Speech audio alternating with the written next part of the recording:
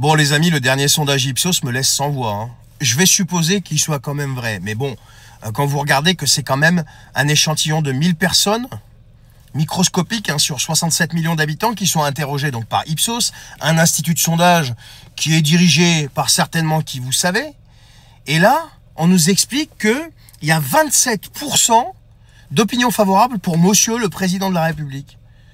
Alors supposons quand même que ce sondage soit vrai, soit honnête, tout ce que vous voulez. Allez, soyons fous.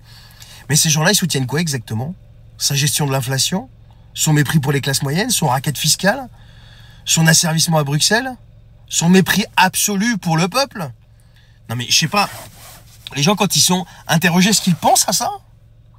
Parce que dès que le monde tremble un peu, je vous rappelle, dès qu'il y a une petite crise, bah ces 27% là, ils serrent les fesses et ils courent se réfugier derrière les basques du président. Rappelez-vous en 2022 quand ça a démarré en Ukraine.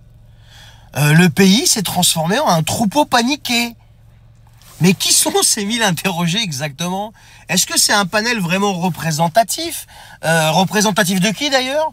Des cadres sup, des métropoles, des petits bourgeois qui prennent jamais le métro par exemple, je sais pas. Qui savent pas ce que c'est que le 5, le 10, le 15 du mois, c'est déjà la fin du mois et ça va de pire en pire. Ils nous sortent ces chiffres comme si c'était des vérités absolues en fait. Alors que c'est du marketing politique, de la manipulation de masse, c'est tout ce que c'est. Alors on sait bien qui dirige Ipsos, la qualité des sondages, etc. Mais c'est quand même, ça donne un ordre d'idée quand même, qu'il y a quand même 27% de gens, je sais pas ce qu'ils ont dans la tête. C'est tout. Bon, monsieur Viktor Orban a l'air bien agacé. Il l'a dit, le temps est venu de faire le ménage. Alors de qui il parle quand il dit ça? Il parle des juges, des médias, des ONG, de toutes ces institutions qui devraient, en temps normal, servir le peuple. Mais qui, depuis des années, et d'après lui, sont devenus des leviers d'influence entre des mains étrangères. Alors on parle d'argent qui coule à flot, des dons, des subventions, des aides humanitaires. Et donc Orban se demande d'où viennent ces fonds, à quoi ils servent. Alors on a des ONG qui sont soi-disant indépendantes. Alors vous inquiétez pas, il y en a même chez nous, ça se trouve. Je dis bien ça se trouve. Qui pèsent sur la politique nationale. Elles contestent les lois qui sont votées par le gouvernement. Elles passent leur temps à lui mettre des bâtons dans les roues. Elles attaquent les décisions prises par des élus. Elles défendent les intérêts par exemple de Bruxelles, de Washington. Et d'après monsieur Orban, elles défendent tous les intérêts sauf ceux des Hongrois. Alors dans les tribunaux, vous avez certains juges aussi qui rendent la justice de manière un peu douteuse. Ils annulent des réformes, ils bloquent des projets, ils protègent les réseaux. Ils protègent les réseaux qui leur ont permis d'arriver là où ils sont.